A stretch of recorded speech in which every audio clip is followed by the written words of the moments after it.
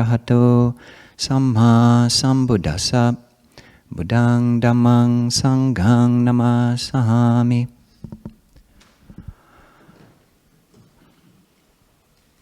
It's very nice to be here with everybody this morning, and the first Saturday of the year you chose to come to a Buddhist meditation thing.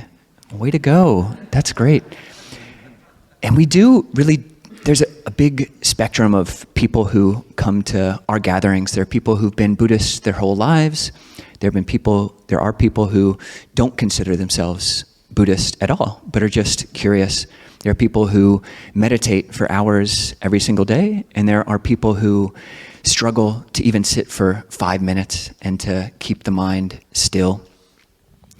So that sit that we had, it's a little bit shorter than we usually do. It was about 10 or 12 minutes. And if you're new to meditation, that might be a good place to start, just to see if you can start up a daily practice of 10 or 12 minutes. And then you can build up from there if you'd like. And if you're new to... That's funny.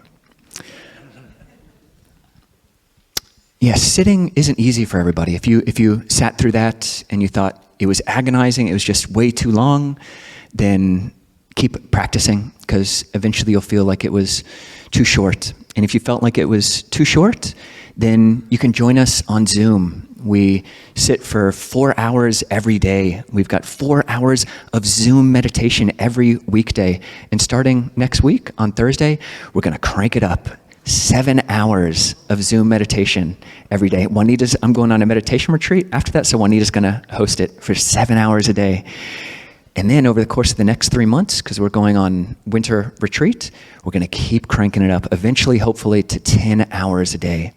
And if you hear that and you're like, that's insane, that's impossible, then join and you'll get to see Juanita's smiling face and you'll get to see me nodding in and out. But yeah, occasions for meditation.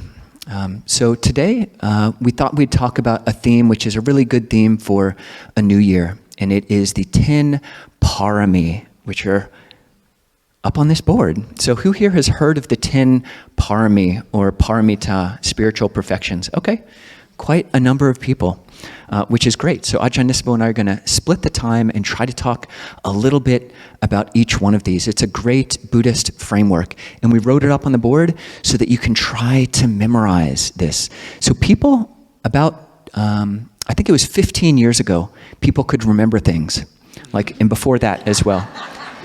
So we wrote it up on the board, so you can just be trying to memorize this list for the whole time we're talking and afterwards.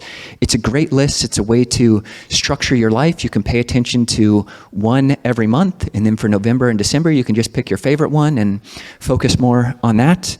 And for New Year's, we gave away these hearts.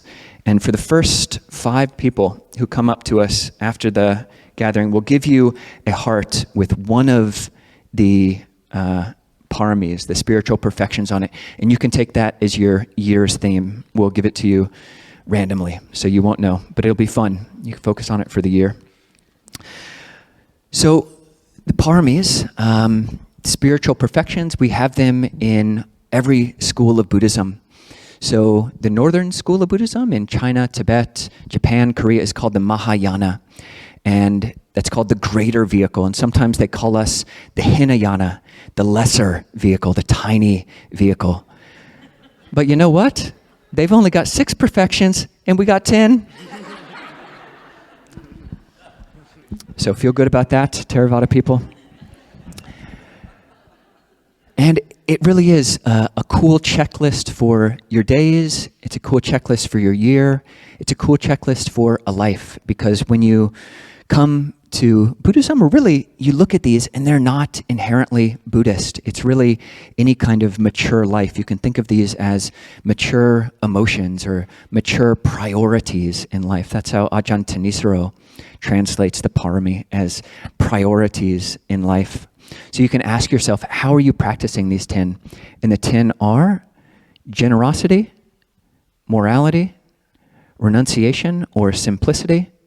You've got wisdom, you've got energy, got patience, truthfulness, adhitthana, which is determination or resolution, loving kindness, and equanimity. And one interesting way to look at these is the first 5 are what to do with your life, what to do with your day. And the last 5 are how to do those things. So what is generosity? So you try to give patiently, try to give honestly, truthfully, try to give resolutely with loving kindness and with equanimity. Similarly, the way that you observe your sense of morality, your wisdom, and your simplicity, you're simplifying.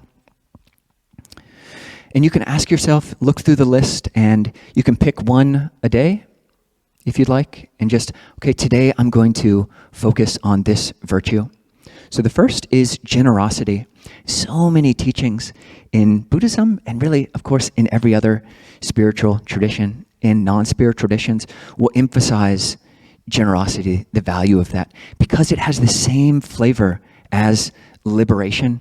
The Buddha said that all of his teachings have the same flavor, just as the whole ocean, every sea in the world has the same flavor of salt, so too all of the Buddha's teachings have the same flavor. That is the flavor of liberation. And so it is with generosity. So the word chaga is a synonym for nibbana. It can mean relinquishment, but it's also a word just for generosity, for giving.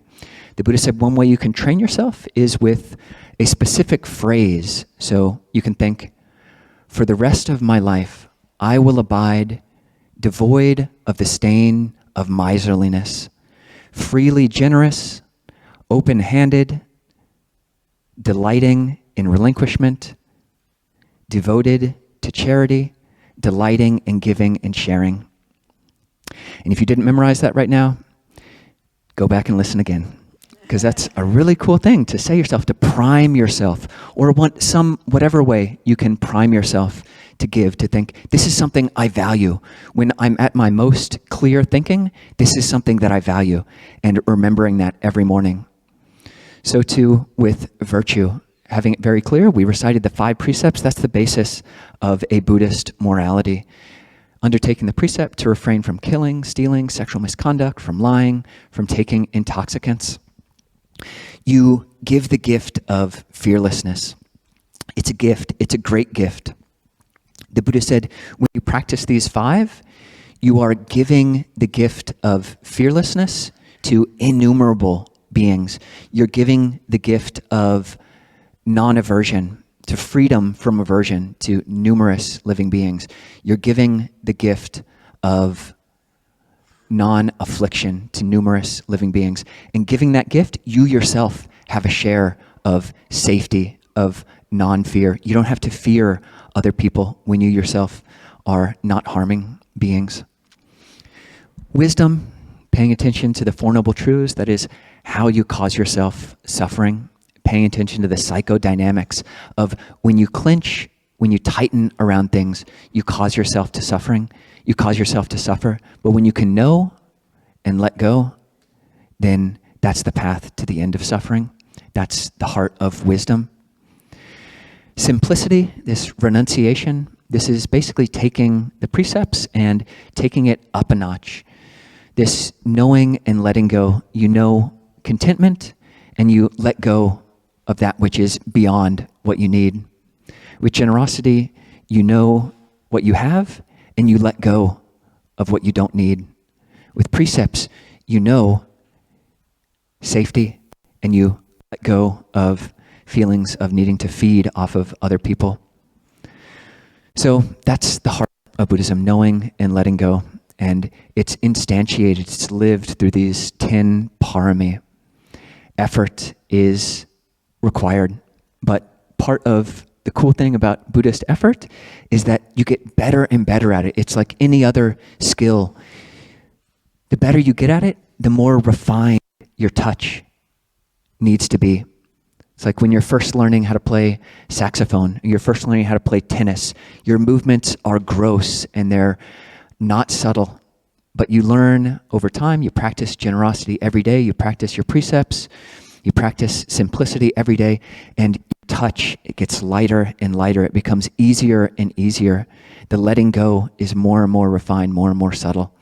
So practicing that, practicing knowing and letting go with each of these parami.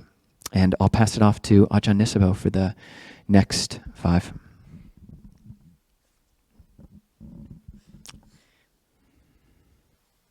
The final 5 begin with khanti, which is patient endurance.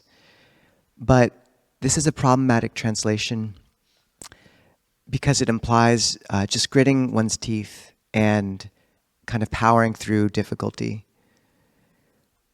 Where Longpo Sumedho translates khanti as peaceful coexistence with the unwished for, and forbearance. In its most pure form, I think khanti really can be a space of timelessness. And it's worth noting that in Pali, the agent noun kantar, which is the agent noun of khanti, patience, means an elephant. It's the word for an elephant. And this idea of the Buddha really singled out patience as key. He said, khanti paramang tapo titika. Patient endurance is a supreme flame which burns out defilement.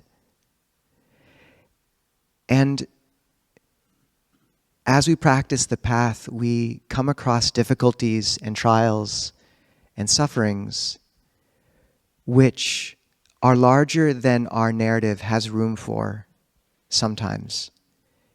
You know, maybe we have the difficult boss, and in our better moments, we're able to say, okay, this is part of my practice. But then sometimes it's just really hard. It's really hard. The family member at Christmas, the politics, which are continually kind of digging their claws into your heart. And to know that if what you manage to do in those moments is not react from a place of defilement and craving, and hold still, and wait as you move through the Four Noble Truths cascade. So seeing suffering, seeing dukkha, comprehending it, instead of reacting from it. Letting go of craving instead of acting from craving. And then feeling how on the other side of the ego screaming for affirmation or to be heard, or the anger demanding to be expressed, there's a quiet and a peace and a relinquishment there. And I've talked about that before, as for me, that's part of the meaning of Buddhist grace, is this movement through the Four Noble Truths, where if you hold still enough through that dark valley, you come to a lightness, a path, and a sense that problems don't solve themselves, they dissolve, often. And this is the power of khanti, is often people will have a difficult situation, work, sickness, job, and sort of joke about it afterwards and say, well, at least it gave me a chance to practice patience. And it's said as if this is a consolation prize. But really that ability to restrain action, speech, and mind in the face of the defilements which have driven us forward for years and decades and maybe even lifetimes is true nobility. And this is khanti. This is why it's the supreme quality.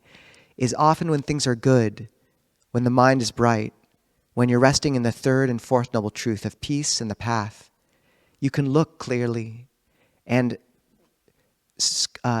navigate a path forward. But when you rest in the first and second noble truth, when things are difficult and painful and fraught, to know that often your duty is to just keep your head down, make it one step in front of the other, and hold still. Don't create any new karma from that place. And recollect that in this moment, all the conditions I'm putting in are good. This is all past karma. It would likely come up in one way or another, but the conditions right now that I'm feeding into the heart are good, even though this is painful. The conditions are good. Khanti. And I've quoted this before at the New Year's as well, but I think it's worth saying again, is a quote by T.S. Eliot: "Wait without hope, because hope would be hope for the wrong thing. Wait without love, because love would be love of the wrong thing. There is yet faith, but the faith and the hope and the love are all in the waiting." The faith and the hope and the love are all in the waiting. And just to take a lot of heart in that, and to know that sometimes it's not always enough just to say, okay, I'm going to be patient with this. Sometimes you have to lean into the wind a bit and find gratitude as your way of holding steady through those difficulties. Can you find gratitude for the fact that those difficult situations are where we truly get a chance to expand the breadth of our heart and the depth of our kindness and patience? And it reminds me, there's a story of Chogyam Trungpa, a problematic figure in some ways, traveling through Tibet and coming to a monastery where a Tibetan mastiff, which were these big guard dogs, broke its chain and ran at the whole entourage of lamas. And everyone ran this way and that, except Chogyam Trungpa ran straight at the dog, and the dog got terrified and started running away from him. And often with the difficult situations, it's not enough to say, okay, I'll deal with it, I'll practice. You really have to orient the heart to lean into the wind a little bit, to keep your center and say, okay, this is my practice right now, and it's a gift. And this is how patience can merge into gratitude, into grace. And someone in my life once noted that when someone has been with suffering in a beautiful way, has truly oriented with the Four Noble Truths, you see it in their face. There's a beauty that happens, a humility. The second two Noble Truths, peace and the path, are spiral staircase up towards transcendence. And the first two, acknowledging, comprehending dukkha and letting go of its craving, are spiral staircase down towards humility, a love of reality. And so for some of these situations, can you just recollect, I'm not acting out anymore. This is old karma burning through. I'm not putting in any more conditions, and I'm only putting in wholesome conditions. And what I can expect of myself as a human, as a practitioner, is not to act from this doubt, from this anger, and so on. And this is why Kanti isn't a consolation prize. There's a linguist who learned the word for those small holes that animals make in hedges. And as soon as he learned the word, which I've promptly forgotten despite having prepared for this, I think a year ago, I think I looked it up, he started seeing the holes everywhere. And this is the beauty of the Paramitas, is that they weren't actually articulated as a list by the Buddha, but the fact that they've come up in every Buddhist culture, for me, indicates that we need some language for these other qualities of heart which we're cultivating. And to know that, if what this year is you bearing with very difficult circumstances and not acting out, you're building Pārami. That's the Thai word, building Paramita. You are... there's a growth there that's deep, profound, and having language for it is key. The next is Satya, truth. And the Buddha emphasized truth so deeply. He said, send me a person who is sincere and straightforward. I will instruct them. I will teach them the Dhamma. This is the prerequisite, is honesty with oneself and others, because it allows self-reflection. It's the mirror which allows us to see what defilements manifest and how we can become more pure. The last thing you want to do is start to lie to yourself, because then you lose that ability to refine and self-reflect. So taking honesty as a key quality, and to know how difficult that is. It's really hard to be honest. There's a story of one practitioner who, as soon as he entered his career, he said, going into this job, one of my priorities is I will not lie. And he lost some business from that determination at the beginning. But after a few years, people began to know this person is honest, they don't lie, and his business did just fine. But that to hold honesty in the workplace where there's so much pressure, or the family, it requires a very strong determination and devotion to these teachings and trust in the Buddha, and it requires a skill. The Buddha talked about wholesomeness as kusala, skillfulness. And you have to learn how to be skilled with being honest. You don't always have to say everything on your mind or everything you know. But can you prepare for the difficult question you know might be coming? Is there a skillful way to answer? Is there something that's true but won't injure in a way that isn't useful? To note the small exaggerations in your life. If you take this as a primary paramita for the month, can you really notice how much you exaggerate? There was someone recently who talked about, she noticed her tendency to exaggerate was predicated on her not wanting to be boring. And she decided, so this year I'm going to try to be more boring. And, take that as tongue-in-cheek. But there's something to it, like what's driving the tendency to exaggerate a little bit? And can we bring it back? And know the power of holding that clarity of honesty where people know this person does not lie. And you know of yourself, I will not lie. This is the fourth precept. It's the fourth precept. And it's a really key foundation. Related to that is adhitthana, determination. And this is where you bring that power of truth. And to say that the Buddha would often invoke truth as a power in and of itself. Some of you will know the moment where he came to the 5 ascetics who he'd moved away from in his path and said, when he was trying to convince them to listen to him, his new teaching, and they were dismissive, he said, have you ever known me to lie before? Have you ever known me to say this? And that declaration of truth was enough to make them say, no, actually, you've always been honest, so we'll listen. And that was the doorway that let the first 5 arahants, the first 5 enlightened beings beyond the Buddha, become enlightened. The declaration of truth. Adhitthana is where we bring that clarity of truth to bear on the world and direct our own path based on it. It means determination. And it's when you make the determination, for some people, a gentle intention is what feels right, but for others, really making a clear determination.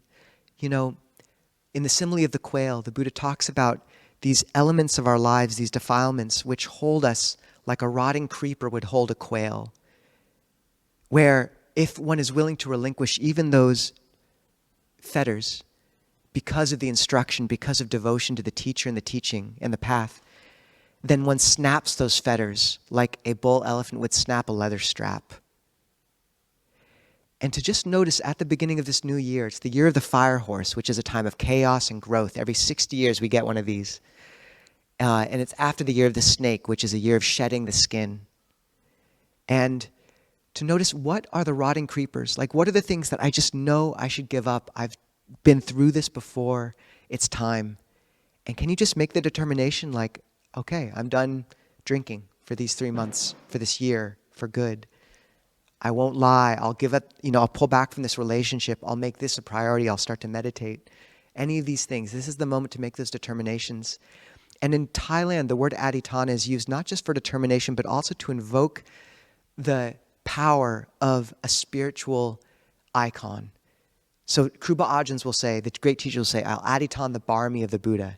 And it means they're opening up a doorway in the heart to that resonance. And when you orient your life based on these adhitthana, when you create a structure for a Buddhist life, it's like tuning a Stradivarius, where you're tuning each string perfectly, but then the resonance invokes a deeper note. So this is the tuning of our life carefully using adhitthana. And use it skillfully, give stuff a 3-month trial period, or maybe even a week before you determine for the whole year. But it can be a powerful tool, and it's one that's not spoken about quite enough, I think. And we're running a little low on time. But the last 2 are metta, loving kindness, and upekkha. And most of you know metta, the sense of friendliness, benevolence, and the fact that this orientation towards the world is both nourishing and galvanizing. The Buddha said one who practices loving kindness is dear to human and non-human beings, and they die unconfused. And the sense that if you invoke this loving kindness, this is what Bhante Sumita said, before you enter any room, before you pick up a call, may the people in there be happy, healthy, well, that you'll just feel safe when you walk into that room. And when you feel the impulse to go out and connect and scramble for some sort of connection and acknowledgement. Instead, can you root into that sense of loving kindness in the heart and trust the upwelling of love to radiate out and see what effect that has? Bhante Sumita said, after you start practicing metta, you can start trying to tame animals from far away. See how it works. So see how it works. Or, your coworker. Whatever it is, see what effect radiating loving kindness has. And of course, upekkha, one of the crown jewels of Buddhism, equanimity, equipoise. As Joseph Goldstein says, looking at the earthbound madness through the lens of Venus, who's the goddess of love. But upekkha is not a indifference. The etymology is a careful watching, and many of you have heard me talk about this before, but I think equipoise is the perfect simile, or the perfect word for it, because when a dancer is poised, it's because they're waiting for the next motion of music. They're waiting for one of the other three Brahma Viharas to become available, where there's an opening for love, or karuna, compassion, or mudita, rejoicing. But in that moment, just holding still at one center, and noticing that this, as a paramita to perfect, is in and of itself very meaningful and maybe very relevant for people. It almost always is, with their life, with politics, with family, and more.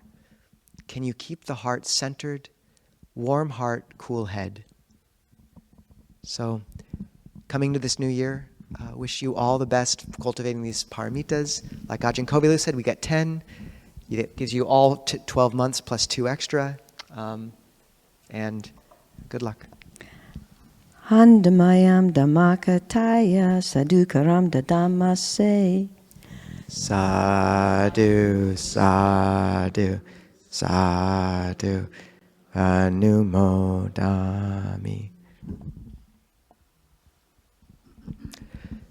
So we want to open up for questions, and people can feel free to comment or ask about the talk or anything on their minds, but we realize we spoke about something very important last week about the land and the possible movement of Clear Mountain eventually to land.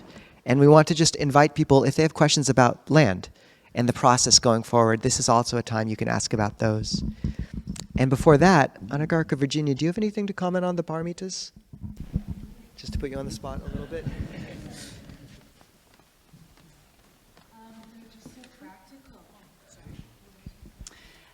I think they're so practical and so doable because, there's such a range that we've already experienced in life of doing them really well and doing them okay and not doing them well at all, and so maybe we already feel familiar with them to a certain extent, and so maybe a little more reachable than some of the other things we experience around Dhamma. I don't know. So really helpful for me. Thank you for the talk, both of you. Oh, anybody else? Okay, another one. So if anybody has questions, you can raise your hand, and also on Zoom. Yeah, Jin, please. Why are the parami delineated as spiritual priorities from the Brahma Viharas?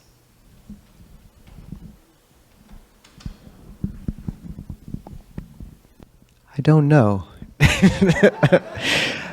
One thing to note is the Buddha divided up the pie in many different ways.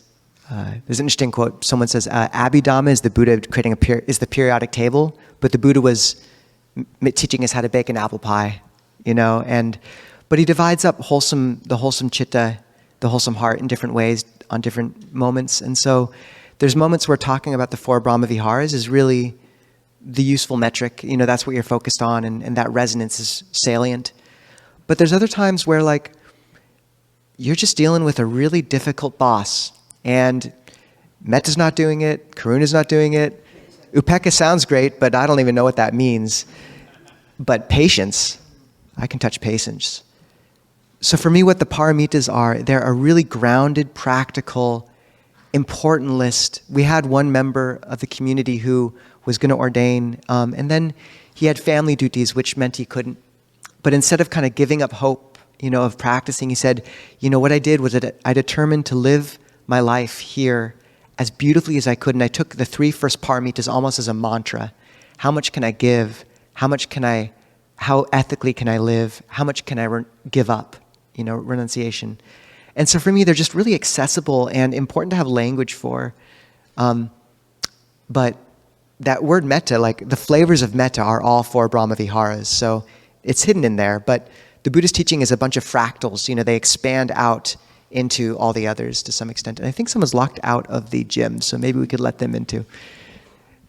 Jen, how does that land? And any other thoughts? Okay.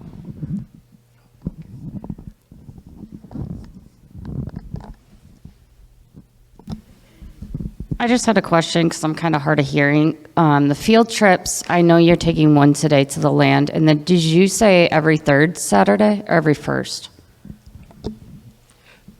I think we said every 1st and 3rd. And so we might update that, but I think that'll be our plan for the next, up through March 22nd. Okay. Thank you. Yeah.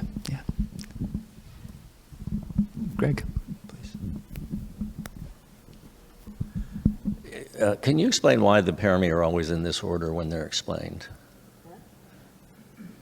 Aren't they always in this order, yes? Yeah, they are usually in this order. Usually it is an interesting ordering. Usually in different lists, wisdom is the last. But also equanimity is also the last. Equanimity is the last in the list of 7 bojjhangas, the last in the 4 Brahmaviharas. Wisdom's the last in the 5 powers, the 5 faculties, sila, samadhi, panya. But this was, the Buddha didn't, like the earliest strata of text, you don't find this list. You find it in kind of paracanonical texts which emerged some centuries after the time of the Buddha. But this is the traditional list. And there's some great chants. If you just look up parami or paramita chanting, there's some really beautiful chants that go through this list in this order. And boom, boom, boom, boom. Yeah. I might also just add I think part of it, a lot of the lists, when Longpo Pasno was translating in Europe for Longpo Panya, he'd think he got all the things correctly, but Longpo Panya would say, you didn't get the order right. The order is important. And it's true, like often there are these hidden messages in the ordering. And for example, with the 7 enlightenment factors, you have, sati, mindfulness, Dhammavichaya, investigation of Dhammas, energy, joy, and then you have passaddhi, tranquility of body, ease, happiness. And there's this progression where it's the active qualities leading to the effect, the afterglow, samadhi, tranquility. And there's a similar progression here, like Ajahn Kovilo said, the first 5 are very accessible, things you can do, you can give. It's so simple. You can hold good morality. And then there is a progression to like those more subtle qualities at the end, like equanimity and metta.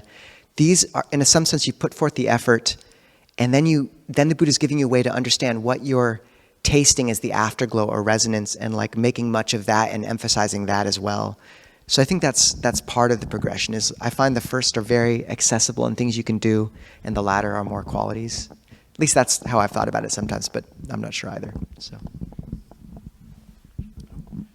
has anybody memorized the list yet? Anybody? All right, Doug. I would throw this at you. These are made out of wood, people. They're wood. It's not just cardboard.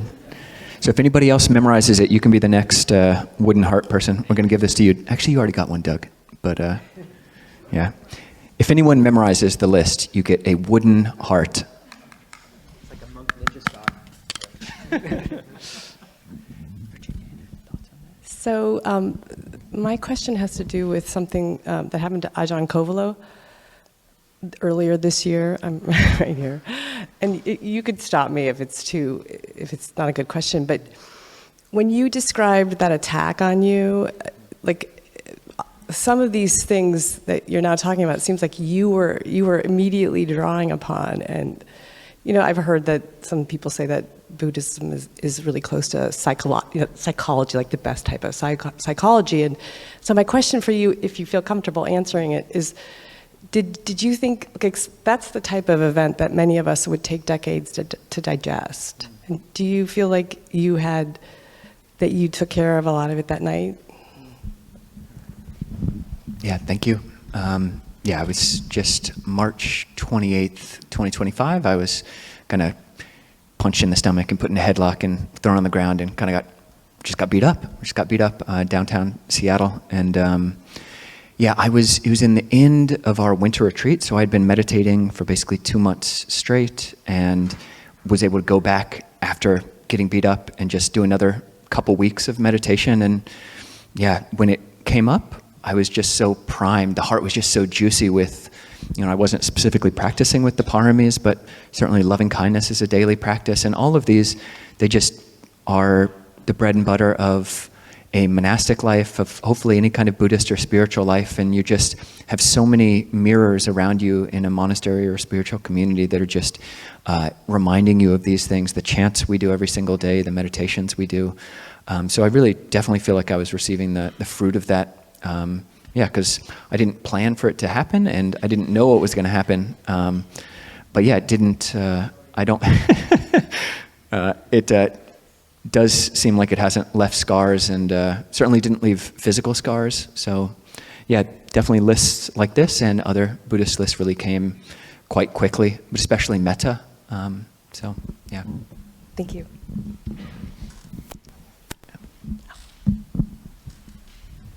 Please, Matt. How about the land? Okay. What I've heard from a good number of people, I just want to represent that here, is how is that going to affect us? What's going to change? How long will we continue to be here?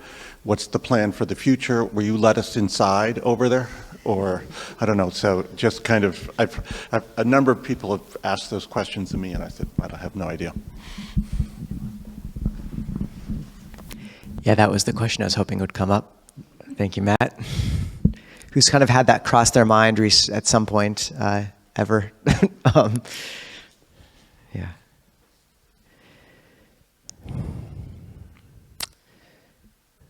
So, I know we addressed this in the previous descriptions of the land, but this will most likely be the largest forested forest monastery near a large metropolitan area in at least North America. And part of the reason it's taken so long was because we wanted it to be within 30 to 50 minutes of here. This is our landmark. And in the end, the North Bend property is about 40 minutes away, which we were pretty delighted about, and that was hard to find. But that quality was sacred because what I've seen with other monasteries is if it's an hour or two out, people can get there once a month, or if they're retired, they can get there if they're really devoted, or they'll say they'll get there twice a month or once a week, and it ends up being once every 3 months. And it's just, people have busy lives, and it's hard to make time. So we really wanted this to be accessible to people as much as we could. So that was a key priority.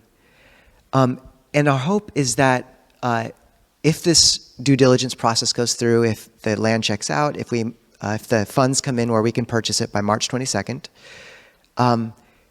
we have one building on it, but we're not sure what it looks like inside, and odds are it can't stand for long. It's a little hut. But what we'd probably have to start doing is laying the groundwork there, getting kind of facilities in, septic and more. Get 2 little kutis or trailers out there where we could start to live. And then maybe if everything went perfectly, maybe we'd have by summer an outdoor tent where we could have some meetings, maybe on Sundays or something. Or maybe we'd be meeting in here on Saturdays and out there on Sundays or something. Regardless of what happened during the summer, I think by autumn we'd have to be back here. It's very unlikely we're going to have a hall this big in 8 months or whatever. So odds are, basically we have an image of a multi-purpose hall in our minds as phase 1, but the large temple, which we're thinking will have capacity of 300 or 400 people, 200, 300, something like that, would be in phase 2. And so that's a few years out. So the hope is for these large gatherings, We'll still be meeting here for a while if they'll let us, although there may be 2 months in the summer where we see if we can actually manage something up in North Bend. And to acknowledge that, yeah, that will cause shifts, and there's melancholy to that. Some people do not have the same ability to drive there, even though it's only 40 minutes away. Some people don't have cars. What we feel we really want to do, and we've been trying to lay the framework for this, was by the creation of the WhatsApp groups and the Discord and other things. We really want to create forums where people can connect for carpooling and such. I mean, there is bus service out to North Bend, but it's a longer haul. So we want to facilitate that. We want to also have a group where people can sort of figure out with each other if they want to move near the monastery. How can that happen? I mean, it's expensive to live in Seattle. It's expensive to live in North Bend. But we think if we congregate people, connect them, that's been our ethos from the beginning, is get people talking and bring in some dharma and some divinity into the mix and see what happens. And my feeling is that if people really have that in their hearts, that there's some things that can happen, co-housing or plots divided or mini houses, who knows if people have trouble. But so we want to really create forums where people can get carpools out there, where they can figure out ways where they might be able to live nearby. But the vision is that really every day at 6, 7 a.m., the monastics go for alms. We have one monastic at the monastery receiving people, having question and answer with folks. 9 a.m., we have a shared meal. Anyone who wants to can come and offer. People can continue to share the meal and talk. We'll have a library, a meditation hall where they can just continue to sit through the day, hopefully. A garden, trails, places where people can work. We'll hopefully have a kids' room where people can bring children. We'll have, hopefully a children's kind of like camp day once or twice a summer. It'd be all these kind of little things that could be really fun. During the middle part of the day, our hope is that we'd have a lay person who could kind of hold the space. The monastics won't be there all day. But that meditation hall would just be open for people, hopefully. If it turns out to be too much, maybe we will have to have certain closed hours during the day. We'll see. But then in the afternoon, also have a tea time where people can come, have evening chanting, and have that more or less every single day. Even if sometimes the monastics are all running back to their kutis and it's a lay person leading the chanting, we want it to be a bit of a refuge, not a bit of a refuge, really a refuge. And we will have to, we have to make sure it's a place where the monastics can live. If we're getting 100 people staying there all day and it's just a mess, like we might have to close those gates at certain hours. But our hope is we can have an open space where people can come and find peace. And if you have a day off, you can come up. If you want to come garden, you can come up. Right now, it's an interesting situation where we love being together, but we're a bunch of introverted, not me, a lot of introverted Buddhists who their one chance to come together is like 90 other people in a gym for an hour and a half. And it's wonderful that it works, but this will provide real opportunity for people like maybe you just feel like and coming and working in the garden for a few hours. Maybe you just want to come and sit in silence. The main hall will be noble silence. It'll be hybrid as well. Hopefully on the weekends, we'll have bigger events in the mornings, Saturday or Sunday. Hopefully we'll have all-day non-residential retreats, maybe for a week. Ajahn Kovilo will be there sitting 10 hours a day in the hall. People can come sit with him, Juanita, others. And then holy days, we'll have those too. So yeah, basically it won't be a sharp shift right away. We'll still be meeting here, acknowledging, that there will be a time where we probably look back at the time in the Triple Gym with fondness and this will be the beginning of an end of an era. And it will cause shifts, and we hope people can still get there. That is why we are aiming to be 40 minutes away, is so that people can get there. And then once it's fully formed, we're hoping that the infrastructure is such that it really is a temple where people can just come and sit, where you can be in the library. We'll have a columbarium where people can bring the ashes of their dead and keep them and remember them, and a lot more. Anything to add, Ajahn? Sorry, I think you said everything. Okay. The one thing that's worth clarifying here is we don't think we'll have people staying overnight. The price, Abhayagiri and other monasteries that are far from the city, the way that they can get food on time and have things taken care of is by having people stay over. And that's sustainable for them because on a big day, a Saturday, they might have 7 or 8 people come. On a Saturday, we might have 150 people come. instead of having people stay overnight, we're hoping people can get there. Hopefully we'll have community members living nearby who are willing to open up, a little hut in their backyard for people who want to stay nearby, create a hospitality network. But our proximity to the city means first that we don't have to have people stay at the monastery all the time. And it also means we really can't. Like, if you're at a monastery where you're orienting people about staying overnight and taking care of them, it's a huge duty. And if we're already navigating receiving about 100 guests on a weekend or 40 on a weekday morning, that's all the monastics can take. Like, at the end of the day, like, we need the ability to kind of practice. That's why we're monks.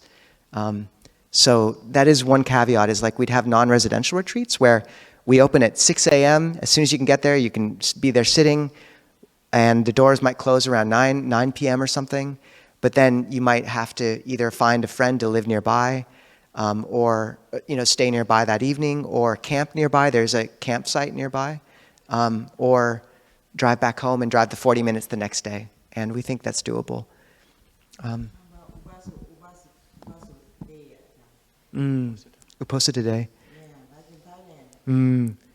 Staying overnight, or? So when he was referencing the full moon, new moon days, and sometimes half moon days in Thailand, people will stay sitting all night. If Juanita's willing to lead an all-night sit, we might be willing to. We'll see. We will have special days. We'll have the full moon days and new moon days, I think, memorialized somehow. And we'll probably have late nights, and we might have some all-night sits. I'm not sure yet. Yeah. Dad, and then Dominique. Or Dominique, then Dad. Dad, then Dominique. Or, okay, the other way. So I know that there's a little gap with the financing at this point. How is that looking, and what do you need from us? Thank you. So us monastics, we are really careful about articulating this. Like, we don't do any events or messaging that are explicitly fundraisers, ever. At the same time, we feel people care enough about this dream that we did want to make, as you're asking, the situation clear and the practicalities. Right now, I believe 4.3 million has come in pledged and given funds. The total cost of 90 acres and associated costs with due diligence is around 4.9. So our gap is around 600,000. And we'd have to raise that in about 3 months. So it's, raise is the wrong word, but we're hoping it can come in and, it rests a bit on that faith, and much of our kind of path has since there. So that's the hope. If we get to the end of that period and it hasn't come in, then we might have our board members begin. There might be other messaging, such as an interest-free loan from a community member to get us to closing, but we'd really rather avoid being in debt. Really, really rather avoid it. So does that answer the question a bit? Okay.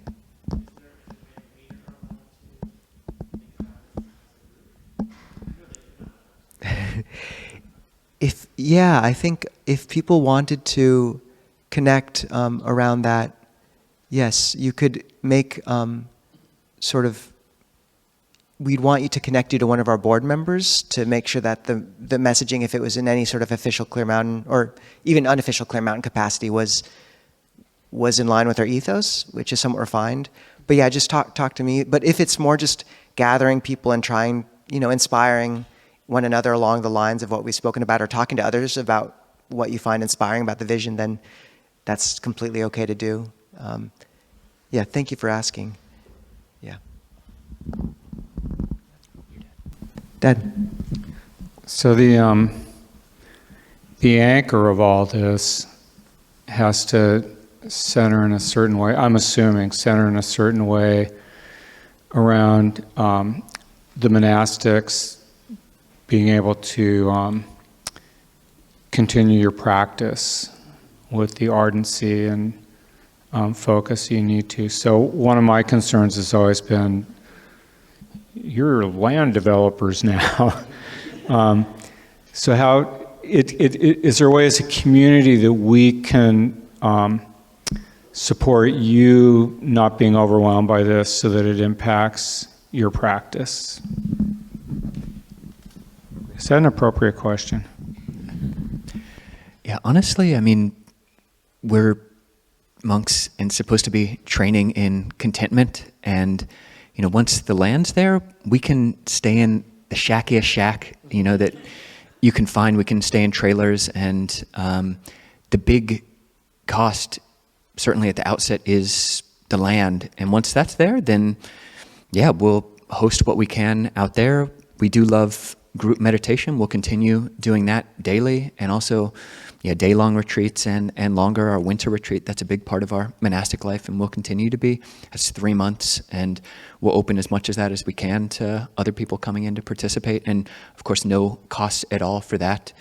And once we're on the land, we'll just be there doing our monk thing, just continuing to live simple lives. And then when funds come in for the next phase of building, then that'll be great, and people can come, and you won't have to be hanging out in a shack, but you can sit in a meditation hall or something more sustainable. But I think once we're there, this is the biggest cost at the outset. So anything to add, John?